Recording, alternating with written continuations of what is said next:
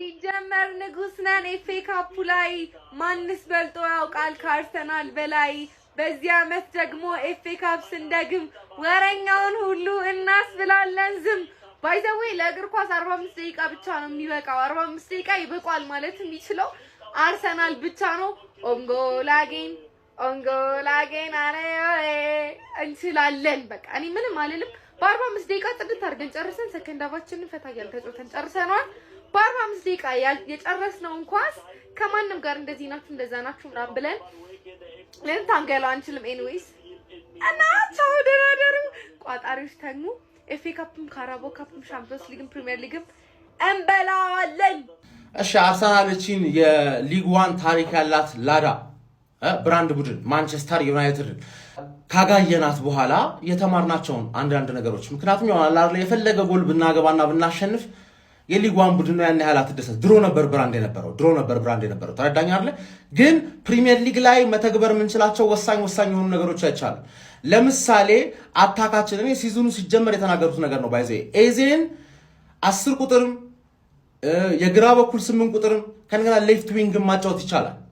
እንደሱ አይነት ስታይል አድርገንለት ማለት ግን አርቴታ ላይክ ፎር ላይክ ኦዲጋርድን ያስወጣና ኤዜን ያስወጣና ኦዲጋርድን ያስገባል። ተመሳሳይ ስራ እንዲሰሩ ነው እየጠየቃቸው ያለው።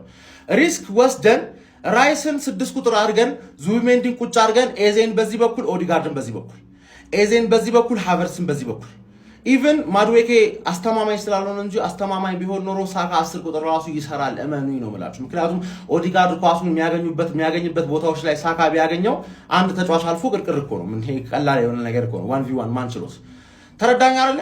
ምርጥ የሆነ ከእንደገና ደግሞ ትሮሳርድ እንደሚጫወተው እዛ ታች ላይን ዊንጉ ላይ ተለጥፎ ሳይሆን ጄሱስ ሚድል ላይ ሲጫወት ወይ ማርቲኔሊ ክንፍ ላይ ሲጫወት ከኤዜ 8 ቁጥር ጋር በጣም ነው የሚሄደው። ኤዜን ያቺ ኦዲጋርድን ሚና ብቻ እንዲወጣ አታስገባው። በእናት እድል ስጠው። በቃ 8 ቁጥር ላይ ዴክለር ራይስ እንትን ብሎ ሎ ብሎክ አይደለ ችግር የሚገጥመን ሎ ብሎክ ነው ችግር የሚገጥመን። እሺ ሎ ብሎክ ሲሆኑ ራይስ 6 ቁጥር በቂ ነው። ከዛ ኋላ ኦዲጋርድን ይዛለው ስትል ለኤዜ ቦታ ይከፈትልታል። ኦዲጋርድን አፍኛለው ስትል ደግሞ ኤዜ ከቦክስ ውጪ መምታት ይችላል። ኤዜን ያስኩት ስትል ኦዲጋርድ 2022 2023 2024 ኦዲጋርድ ይሆንባል ማለት ከዛው ከሃፍ ላይን ላይ የሚገርም ስንጠቃ እየተነጠቀ ቪክተር ዮከሬዝ ይበላል። እንጀራ እንደ ጉድ ነው የሚበላው። ይሄን ኢንፎርሜሽን ይዘለት ከገባው አታኪንግ ፎርሜሽናችን ማለት አንድ ፒቪቲ ይበቃናል። ዴክለር ራይስ ገባር ለባየር ሙኒክም ራይስ እና ዙቢሜንዲ ለብሬንትፎርድም ራይስ እና ዙቢሜንዲ አይሄድም። እንደዚህ በቃ የፕሪሚየር ሊግ ቡድኖችን ጫና አድርገህ ሪስክ ወስደህ ጎል ለማግባት ነው መጫወት ያለብን። ዛሬ ካየነው ፐርፎርማንስ ዋና የምንወስድበት ነገር ይሄ ነው። ገባህ እንጂ ዛሬ ትሬኒንግ እኮ እናውቃለን። ከትሬኒንግ ምን አገኘን? ይሄ ነው ዋናው። አርሰናል እንግዲህ የኤፍ ኤ ካፑን ጨዋታ እንግዲህ 4-0 አሸንፏል። ዛሬ ቶፕ ስኮረራቸው ኦንጎልም እንግዲህ ተመልሶ 1 ጎል አስቆጥሯል ፈርስት ሃፍ ላይ። ለማንኛውም ፈርስት ሃፍ ላይ 4 ጎል አግብተው ወጡ። ከዛ ሰከንድ ሃፍ አትሊስት አቻ ሆኗል ማለት ነው። ዊጋን አትሌቲክ ምናምን የተባሉ ቡድን ዘንድሮ ብዙ ነገር ላይ ነው የምንገናኘው። በጣም ብዙ ነገር ላይ ካራቦ ፋይናል ላይ እየተጠባበቅን ነው። ኤፍ ኤ ካፕ ላይ ለመድረስ ያብቃሽ እንጂ እንገናኛለን። ቻምፒዮንስ ሊግ ላይም ኖክአውቱን ለማለፍ ያብቃሽ እንጂ እኔ ስለማልፍ እንገናኛለን። ፕሪሚየር ሊግ ላይም ኤፕሪል ላይ ቀጠሮ ተይዞልናል። ይለይልናል ነው የምልህ። ዘንድሮ ይለይልናል። ግን አንዱንም አታሸንፊኝ። ሁሉም ላይ ጡልብ አድርጌ አስቀርሻለሁ ማለት ነው። 4ቱም ዋንጫ እንበላለን የምትሉት 4ቱም ላይ ነው ያለውበት። 4ቱንም አላበላሽም። እኔ እኮ 4ቱንም ላልበላው እችላለሁ፣ ግን 4ቱንም አናበላችሁ። ለማንኛውም ይሄንን ቴሌግራም ተቀላቀሉ። ናሆም ፕሬዲክሽንስ ብላችሁ ማለት ነው። በየቀኑ ያባበዱ ቲኬቶች ይኖራሉ። ፒስ። አርሰናል ዊጋን አትሌቲክ ላይ ፈርስት ሃፍ 30 ደቂቃ ውስጥ 4 አግብቶ 60 ደቂቃ ትሬኒንግ ከሰራበት ጨዋታ ላይ የተመለከቱት ነገሮችን ልጨምርላችሁ። ያልተዘመረለት ጀግና ክሪስቲያን ኖርጋርድ ኤዜ የሚገራርሙ ፓሶች እንዲያደርጉ የኖርጋርድ ስራ በጣም አለበት ነው ማለት። በጣም ስለ ኖርጋርድ ከማውራቴ በፊት የአርሰናል ደጋፊ አካውንቴን ገብተህ ኮፒ ሊንክ አድርግ። በጣም እያስቸገረኝ ነው። በሳምንት ውስጥ 2-3 ቪዲዮ ያጠፋብኛል። ከዛ አፒል አድርጌ ይመልስልኛል። ስለዛ ገብተህ አካውንቱንም ቪዲዮዎቹንም ኮፒ ሊንክ እያደረክልኝ ማለት። ዛሬ እንዳየሁት ከሆነ ኖርጋርድ ማለት ነው ከአየር ላይ ጠቅ እያደረገ የሚያስቀምጣቸው ኳሶች ያበዱ ኳሶች፣ መሀል ለመሀል ደግሞ ኳሱን ፕሮግረስ ለማድረግ የሚጥርበት ጥረት ያበደ ኳስ። ኤዜ እነዚህ 2 ኳሶች ሲሰነጥቅ አንደኛውን ኖርጋርድ ነው ያገኘው። አንደኛውን ጎል ደግሞ ለጄሱስ ጣል ያደረገለት ራሱ ኖርጋርድ ነው። ተረዳችሁኝ አይደል? በሱ ተጨማሪ ደግሞ ማለት ነው አርቴታ ፕሪሚየር ሊግ ላይ ዙቢሜንዲን እና ራይስን ከምትጋልባቸው አንዳንድ ጨዋታ ላይ ኖርጋርድን ደፍራ አስገባው። በተለይ ሰከንድ ሃፍ ፈርስት ሃፍ ሙሉ አቋምን ተጠቅመህ 2 ጎል ከቻልክ 3 አግብተህ እንደ 2023 24 ከዱባይ ስንመለስ አቅሙ አለን አታኪንግ የሆነ ተጫዋቾች ብቻ አብዛቸው 5 ተከላካይ 5 አታክ ቤስት ነው። እኛ የምንጮተው ግን 6 ዲፌንሲቭ 4 ኦፌንሲቭ ነው። 4 ኦፌንሲቭ ደግሞ በብቁ እየጮታ አይደል። 2-10 ቁጥር ካደረክ ኤዜንና ወይ ኦዲጋርድን አትቀያይራቸው እና ኖርጋርድን ብትጠቀመው ያበደ ድል ይኖራናል ነው ያበደ ድል ይኖራናል። ዛሬ ዊጋን አትሌቲክ ላይ ትሬኒንግ ሰራንበት እንችላለን።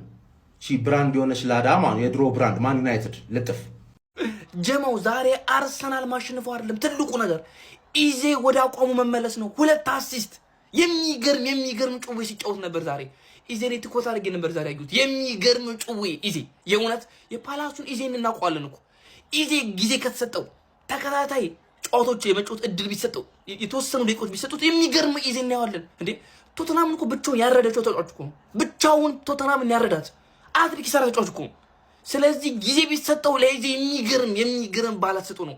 የፓላሱን ኢዜ ሁላችንም እናውቀዋለን። ወርልድ ክላስ ሚድፊልደር እኮ ነው ኢዜ ወርልድ ክላስ። ምንድነው አርሰናል ዛሬ አስደሳች አልነበረም። እኔ በግሌ አላስደስተኝ። አርሰናል የአውሮፓ ቁንጮ ቡድን ነው። ከረንትሊ ጨዋታው ኤሚሬትስ ላይ ነው የተጫወተው። በሊግ 1 እየተጫወተ ከሚገኘው ከዊጋን አትሌቲክ ጋር ነው ጨዋታውን ያሸነፈው 4-2 ብቻ። አስደሳች አልነበረም። በዚህ ጨዋታ ላይ ሚኬል አርቴታ አንዳንድ ነገሮችን ሞክሯል፣ ተሳክቶለታል። ለምሳሌ ኖኒ ማዶኬን እና ቡካዮ ሳካን አንድ ላይ አጫውቷቸዋል። ቡካዮ ሳካን በ10 ቁጥር ላይ ቪክቶር ዮኬሬሽ እና ገብርኤል ጄሱስንም አንድ ላይ አሰልፏቸው ነበረ። ክሪስቲያን ኖርጋርድ አሁንም ቻንስ ሊሰጠው የሚገባ ተጫዋች መሆኑን ዛሬ ፍንትው አድርጎ አሳይቶናል። ኤዜ ራሱን ፈልጎ ያገኘበት ጨዋታ ነበር። በጣም አሪፍ ነበረ። 2 አሲስቶችን አድርጓል። ተደጋጋሚ ግን ሙከሮችን ሲያደርግ ነበር። ኤዜ ዛሬ በጣም ጥሩ ነበረ። ማርቲኔሊ ዛሬ በግራ እግሩ ያስቆጠራት ግብ ምን አለ ብሬንትፎርድ ላይ መጥቶ አስቆጠራት ኖሮ የምታስበል ግብ ነው ያስቆጠረው። ለማንኛውም አርሰናል ዛሬ ዊጋን አትሌቲክን 4-2 በማሸነፍ ያን ያክል አስደሳች ባይሆንም እጅግ በጣም ሲሪየስ እና ኮስታራ የሆነ ቡድን ለ4 ዋንጫ የሚፋለም ቡድን መሆኑን ፍንተው አድርጎ ማሳየት ይችላል። ፕሪሚየር ሊግ አንደኛ፣ ቻምፒዮንስ ሊግ አንደኛ፣ ካራባኦ ካፕ የፍጻሜ ተፋላሚ እንዲሁም በኤፍኤ ካፕ 5ኛ ዙር ተፋላሚ ይህ አርሰናል ነው። 4 ዋንጫ ለመብላት አነፍንፎ እየቀጠለ ያለው ኃያሉ አርሰናል ነው። ክርስቲያን ኖርጋርድ ምን አይነት ተጫዋች ነው? እድል አይገባውም ወይ ብላችሁ ነው የምታስቡት? ሚኬል አርቴታ ለዚህ ተጫዋች ለምንድነው እድል የማይሰጠው? በእውነት ነው ማለት የአይምሮ ቅልጥፍና በጣም ይገርመኛል። የአይምሮ ፍጥነት እጅግ በጣም የሚገርም ነው። ለጋብርኤል ሱስ የሰጠው አሲስት የኳሷን ፍጥነት ልነግራችሁ አልችልም። በቃ በያንጎ የመጣሽ ነው የምትመስለው ኳሷ ራሱ ማለት ነው። በዚህ አጋጣሚ በሳምንት እስከ 45,000 ብር ድረስ በያንጎ ፕሮ መስራት ትችላላችሁ። ከዛ በመቀጠል የተለያዩ ቦነሶች አሉ። ዝም ብለህ መኪና ውስጥ አረፍ እንዳልክ በ5 ደቂቃ ያንጎ ፕሮ አፕሊኬሽኑን አውርደ ተመዝግበ ወዲያው ስራህን ማቀላጠፍ ትችላለህ። ክለባችን አርሰናል ታሪክ ሰራ። በ27 ደቂቃዎች ውስጥ 4 ጎል ያስቆጠረ በኤፍኤ ካፕ የመጀመሪያው ቡድን ያደርገዋል። ኤብሪቼ ኢዜ የሚገርም እንቅስቃሴ 2 አሲስት። ለብዙ ሲታማው የነበረው ኦንጎል ወደ አቋሙ ተመልሷል። 4 ጎል ፌር አይደለም አይበቃን፣ ግን ይሁን ለክፉ አይሰጥም።